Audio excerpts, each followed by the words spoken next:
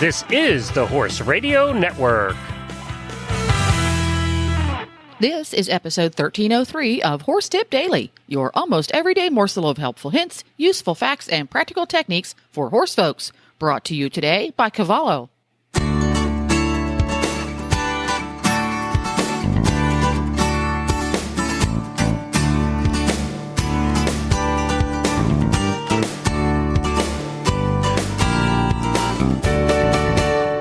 Greetings, horse people. Coach Jen here, and thanks for tuning in to Horse Tip Daily. Today's tip is all about planting shade trees in your pasture. Autumn's usually the time of year that happens, so I thought this would be timely, and we'll get right to it after this from Cavallo Hoof Boots. Hi, Carol Herder here, president of Cavallo, home of the world's most trusted and popular hoof boots. You know, one of the most interesting parts of what I do is the many horsey stories I get to hear. Most of them are really uplifting. Some are stories of challenges, and a few are downright sad. Recently, a wonderful woman took the time to approach us at a show to share a story about her horse who went down in quicksand. It started out as a really scary story. We were holding our breaths, waiting for the outcome, and it turned out wonderful. They winched the horse out relatively unscathed, albeit, a little traumatized, and everyone standing around were super amazed that he still had his Cavallo hoof boots on. Scary story with a good ending. Another testament to Cavallo. If you don't have a pair for your horse, it's time. Cavallos are easy to put on, easy to take off when you want to take them off, and they stay on. They stay on in all terrain. Cavallo, the world's most trusted hoof boots. And I'm so happy to welcome to the Horse Tip Daily Show longtime freelance journalist and horse gal, Leslie Wyatt, who I found via a fun little article on hobbyfarms.com entitled 8 Fast-Growing Shade Trees for Your Pasture. And that got me to thinking, because we're all looking for plant life that is pasture-friendly. So welcome to the show, Leslie. Thank you. Glad to be here. Now, horse gal, in what way are you a horse gal, Leslie? Well, I think I qualify for that because my sister and I made a pact that every birthday, every wishbone, every first star we saw, we would wish for a pony until we got one, and we did when I was about 5. And I've pretty much had a horse since then. So currently I have a quarter horse Arab gelding that I ride all over the trails here in Northern California. Oh, it's a tough life there, riding on the trails in Northern California. You poor thing, Leslie. It's hard. Somebody's got to do it, right? So I know what prompted me to read the article about fast-growing shade trees for your pasture. What prompted you to write it?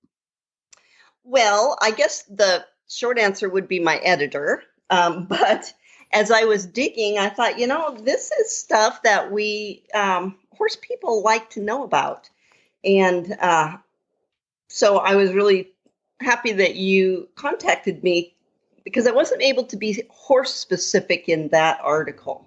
Yeah, Hobby Farms is very generically for agriculturalists that have horses and goats and sheep and chickens and horses and cows and all sorts of things. So exactly, whatever you have on a hobby farm, right? So that being said, when you're looking at creating shade and natural windbreaks for your horses or livestock, what are some of your basic considerations whenever you're making that plan? Okay. Well, the first thing, because we're dealing with horses, we know that they're probably going to be trying to eat these trees. Yeah, they eat everything they shouldn't. That's right. I know, exactly. We need to make sure that the trees we want to plant are not poisonous. And there is a list of poisonous trees. I looked on, just to brush up on that, I can give you a few examples, being walnuts, cherry trees, red maples, things like that, black locust, all very toxic to horses. But there's a great exhaustive list on the ASPCA's, that's the Society of Prevention for Cruelty. Really? I didn't know that. Yes, and it's under the heading of toxic and non-toxic plants for horses. So that's a really good go-to place when just to make sure we're not planting the wrong thing. Well, now I got to Google that. I know, right? And then, in addition to that, which maybe you're going to ask me this later on, but I'll just throw it in now. Anytime I want to Google something, I throw in university extension, because the articles that I come up with for horses, for planting, whatever, are all research based. They're not like forums. I mean, I love forums for certain things like how to keep your tree alive or whatever, but when you're banking on this tree being safe for horses, go for something with good research. Yeah, and they're really nice because they're going to be specific to your area. Because this list that's on the ASPCA, like you said, is incredibly thorough, and probably 2/3 of those types of those trees wouldn't grow in your area anyway. Exactly. So it's nice to be able to reach out to your local extension office, and I will put a link to a list of all of the extension services, because depending on where you're at in the country, sometimes they're a little hard to find. And I found a great resource that says all you have to do is type into the search where you are, and it gives it to you straight away. And they are a very friendly and helpful group. So first off, tick that off of our box. We're going to make sure that we know what we should not be planting in our pasture. Perfect. What comes up next? Okay, well, and some of this is sort of like when you get to thinking about it, it's pretty common sense. But you need to know why you're planting, because if you're just wanting shade, you're going to choose certain trees and you're going to put them in certain places. If you're wanting shade and windbreak, you're going to maybe do it a little differently. So decide why you're planting trees, and obviously find the best trees for your area, because what grows in Northern California, let's put it this way, you can get a tree to grow about anywhere, but the amount of care that it would take to keep it alive, you don't want to do. Oh, yeah, good point. You don't want to have to be trimming and spraying and doing fussy things. You want something nice and sturdy and independent. Exactly. And for, parts of the country like Northern California, you don't want to be hauling water to it or running a hose. So the University Extension site, as you mentioned, would have regions or area specifics, as will your local agent. So I even advocate just going in and talking to them, because they're good for your area. They really know what grows, what's an invasive species, things like that. And if you bring them either a latte grande or a Slurpee, depending on the weather, they'll probably talk to you even more. Oh, that should be an open door right there. They don't get a lot of love, the extension service folks, so they'll appreciate you talking to them. So we're going to check that off of our box. We need to decide whether or not we want shade or a wind wake or both. That makes a lot of sense, because a deciduous tree is not going to do the same thing as what if it's not deciduous? What is it? Yeah, evergreen. Evergreen. Thank you. That's the one I want. It's not going to do the same thing. If you need, for example, here in Florida, probably so also up in Southern California, even in the wintertime, you want shade. So if you have a tree that loses its leaves in the winter, it's not going to be offering any shade. Not going to be a lot of help, right? And Arizona, New Mexico, things like that. I kind of have a mixed experience. I grew up in Montana, and then I spent 23 years in Missouri. So the trees that grow in those places are quite a bit different for livestock, for horses. In Montana, we actually had a lot of willows, a lot of poplars, and a lot of evergreens. And that was kind of what made up our places for the horses to hang out and, avoid the winter winds, or, actually the sun wasn't very hot there. So sometimes they just stood out in the sun, but we gave them an option. Yes. In Missouri, we had both evergreens and deciduous trees in our loafing areas, because you lose the leaves, and then that's not a lot of help. Nor are those type of trees much of a windbreak in the winter. Whereas the evergreens, they're denser, they can get behind them and really escape most of the cold. winds. I mean, it's still cold, but the wind chill. Yeah, that's right. You need both. And horses do make use of them. I find that horses, if given the opportunity, will frequently make use of natural windbreaks and cover before they will go in their shed. They'll go hang out inside their trees. They will. Yeah. They will, which kind of leads me to another thing to keep in mind, because horses scratch on things and nibble on things. Oh, yeah. And trees are fair game for that. Even if they're not poisonous trees, it's not the best for their digestive system if they get to really eating on them. In fact, our horses right now, there's a lot of oak in Northern California, and right now the pasture, or in the fall, the pasture was short, and they were eating the bark off the trees and eating all the acorns off the ground, and those are neither of them good for horses. So we had to kind of fence them off and so on. So when you plant trees in your pasture, to avoid the horses killing them, by eating the bark off of them or ingesting more than they should, Extension Office advised that a person fence it far enough away that the horse can't reach over and nibble. I have a really good trimmer, and she kind of gave me a few pointers too. And she said some people will want to put a wire cage around because it's less, it's less permanent, and they don't have to do whatever. Right. No holes to dig. Yeah, sure. Exactly. However, horses and their tendency to rub on things, scratch itchy places. She's had a horse snag an eye on the wire. Ow. Yeah.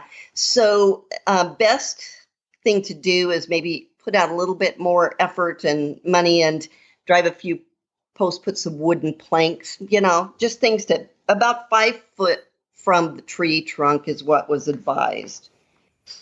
Oh, that's a good idea, because otherwise they're just going to reach through that. I know a lot of people will take wire fencing and literally wrap it around the tree like a little sock. Yeah. Not ideal on many levels. A, the horses will munch right through it. Right. And B, the tree is going to grow out of it. Yes. Yeah. So, again, it's really hard when you've got raw ends of wire, even if you turn them in, that horses, I don't know how they manage it, but they can injure themselves on just about anything. So I just kind of like to stay clear of using wire to wrap the trees. There we go. Yeah, I think that's probably a good bet. So we're going to find out from our local extension service what we shouldn't be planting. Right. And then we're going to decide whether or not we want a windbreak or some shade or a little of both. And then we're going to consider our horses and how much they're going to try to kill those trees. Right. Now, do you have any specific trees that are kind of your favorites or your go-tos? Like, oh yeah, I love to have those for my pasture horses. Well, I really am fond of poplars and willows, and maybe that's my roots showing. But we had them in Missouri too, and they make a nice big canopy, especially the willows, and they grow fast. I will say, it's kind of a toss-up. Do you want to grow your tree in 2 or 3 years, knowing that those fast-growing trees are not as strong, so they might succumb to high winds, ice, snow load, or take a lot longer and have a real tough tree, like a sugar maple or something like that. Or something kind of in between, and I tend to go with the in between and a couple to fill in fast growing. Oh, that's a good idea. Alternate them a little bit so you have your fast growing ones to help out to get started, and then the slower growing ones to back it up so that 10, 15 years in, when those fast growers are all in.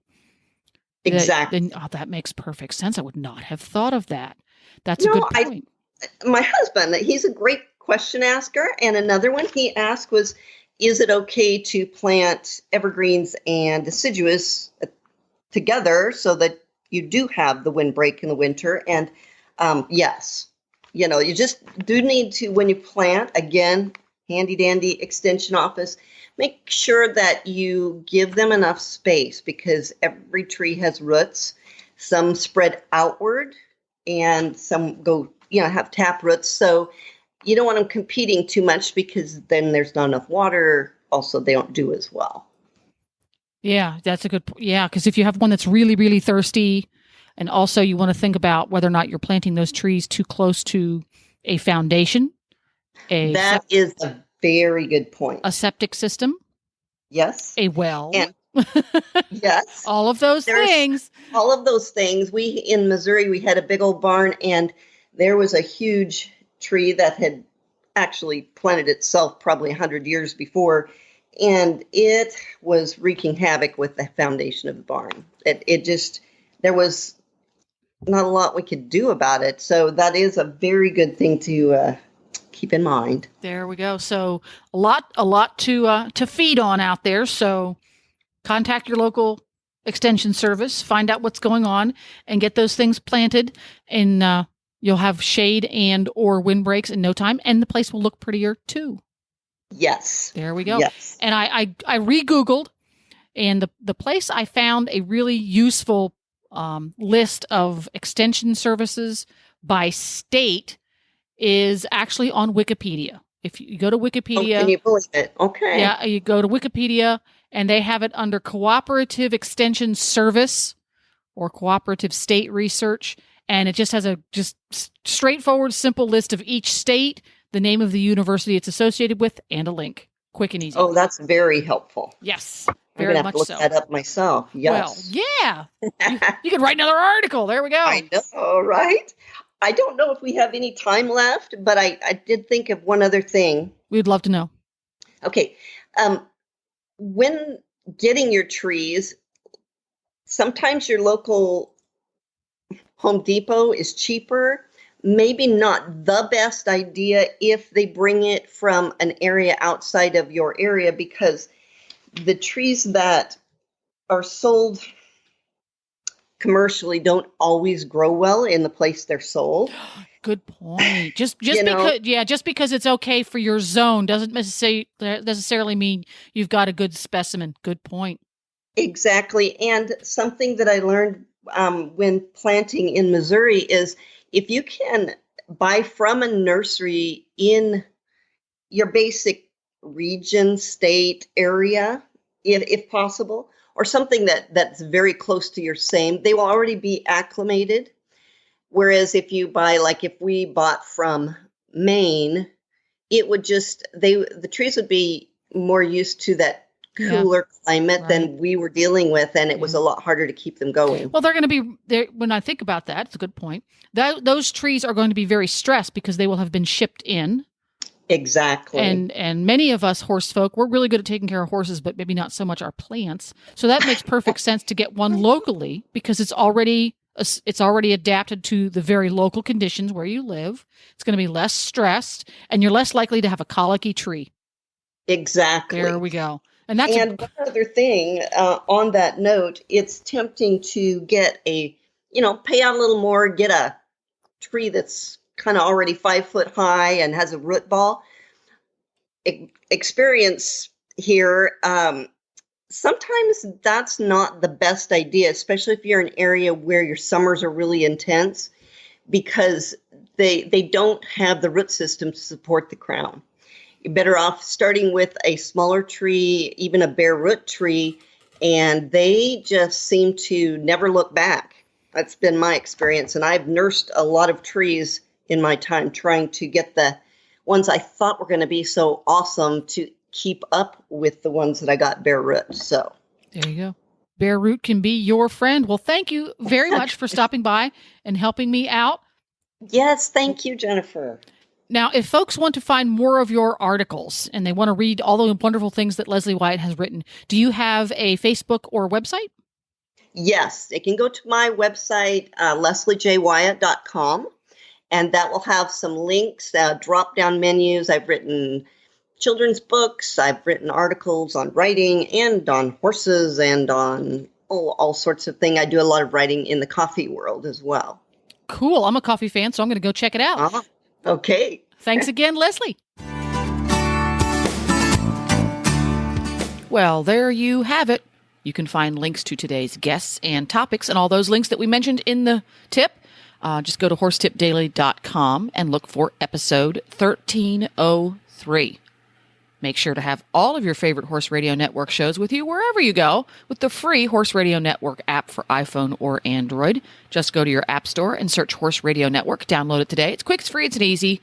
You can choose to download specific shows on the network, or you can hit the master feed button and get them all. You can also subscribe via iTunes or your favorite podcatcher. Thanks again to our sponsor today, Cavallo Hoof Boots. This is Coach Jen, and I'll be back again soon with another tip. So until then, go ride your horse. The Horse Radio Network and the Horse Radio Network hosts are not responsible for statements made by guests on the Horse Tip Daily. Please use your own judgment when listening to the tips on this show.